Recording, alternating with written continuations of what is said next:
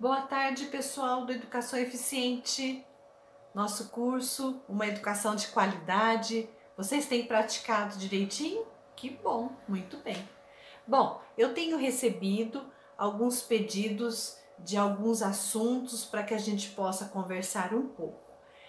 Os assuntos que são mais pedidos, eles vão se transformar em aula e brevemente estará lá na nossa plataforma, tá bom? Serão mais 3 aulas completas, tá? Eu vou colocar no grupo daqui a pouco os assuntos das novas aulas. Bom, hoje aqui eu venho conversar um pouquinho com vocês sobre TDAH, que também é um assunto que as pessoas têm perguntado bastante, tá bom? Transtorno do déficit de atenção e hiperatividade. Bom, brevemente eu vou explicar para vocês assim de uma maneira bem simples, tá? Até imprimir esse desenho do cérebro, né? Aqui à frente, atrás, certo? Parte de trás, né? Aqui na frente nós temos o córtex pré-frontal, aqui o córtex motor, não é? Então, no córtex pré-frontal aqui na frente é a parte do nosso cérebro da deliberação do pensamento, do freio. Nem tudo que eu penso eu falo, não é verdade?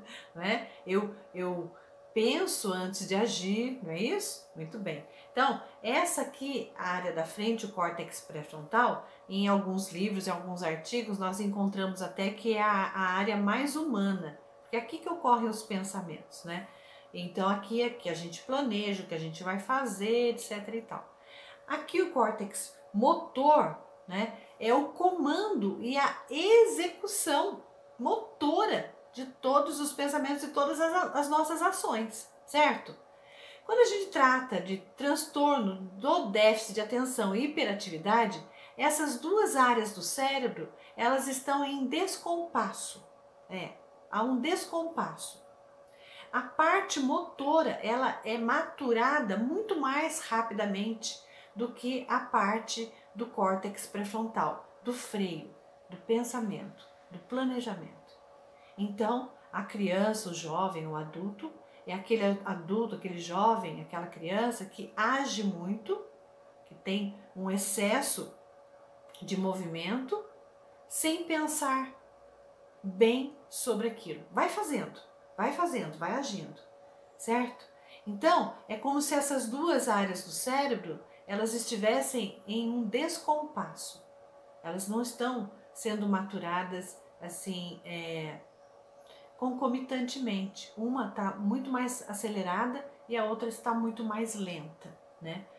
Então, é como se nós tivéssemos um carro e o freio do carro estivesse solto e o acelerador estivesse puxado, né? Então, essa parte motora na criança, ela amadurece mais rapidamente, mais cedo e vai então tendo esse descompasso. Eu ajo, depois eu penso. Eu não penso e depois eu ajo. Deu para entender? Isso. Então, a criança que tem esse descompasso, ela tende a ficar mais desatenta, mais impulsiva, mais agitada, né? Tem criança que é mais desatenta, tem criança que é o tipo mais impulsivo, tem criança que é uma somatória de tudo isso junto. É o TDAH, sabe? Então, existe algum exame clínico que eu possa fazer? Clínico não, exame laboratorial que eu possa fazer? Não, não vai dar nada, né? O exame é clínico, agora é clínico. É o olhar do médico, é o olhar do terapeuta, né? Por exemplo, eu sou psicopedagoga e durante muitos anos da minha vida eu trabalhei com crianças e jovens com TDAH. Né? É lógico, nós temos um protocolo a seguir, algumas características que a gente vai observar, né? Por quanto tempo aquelas características estão presentes na vida daquele jovem, daquela criança, em quais lugares aqueles sintomas, aquelas características aparecem mais, né? Por quê? Porque tudo isso é importante ser investigado, sabe? Às vezes, confunde-se muito TDAH com uma ansiedade elevada, né? Com o temperamento da criança, com outras possibilidades, né? de diagnóstico e de atuação. Então, o TDAH, É bom quando há uma equipe multidisciplinar atuando para que então todos juntos cheguem ao fechamento do diagnóstico. Quando é um profissional só, ainda será uma hipótese diagnóstica. Nunca só um profissional vai poder dizer e afirmar que é TDAH. É necessário o olhar de outros profissionais, é necessário uma equipe multidisciplinar, né? Nós sabemos que o TDAH, assim como a dislexia, como o autismo, é um transtorno do neurodesenvolvimento.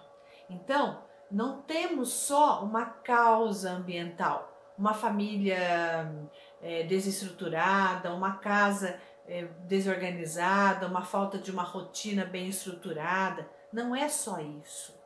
É algo aqui de dentro, né? É um transtorno do neurodesenvolvimento. E como tal, deve ser tratado.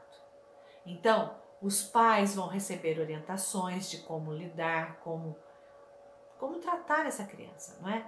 Esse jovem. O adulto que tem TDAH, ele também deve receber orientações, né? Existem algumas técnicas, algumas ferramentas que ajudam muito crianças, jovens e adultos a saberem por si mesmos se equilibrar, certo? E nós também podemos favorecer algumas situações, algumas atividades onde as funções executivas que moram aqui no córtex pré-frontal, elas venham a ser maturadas.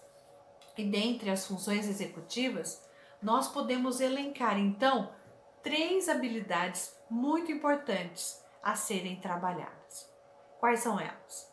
O freio inibitório, a flexibilidade cognitiva e a memória de trabalho, né? Então, as funções executivas, elas se apresentam aqui no córtex pré-frontal e elas necessitam ser bem trabalhadas.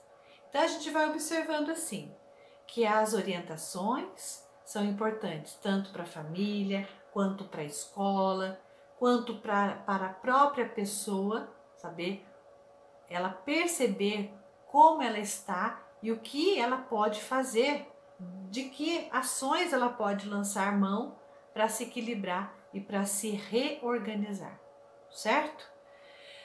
Em outro momento, eu volto aqui conversando com vocês sobre as características mais importantes que nós podemos observar, tá bom?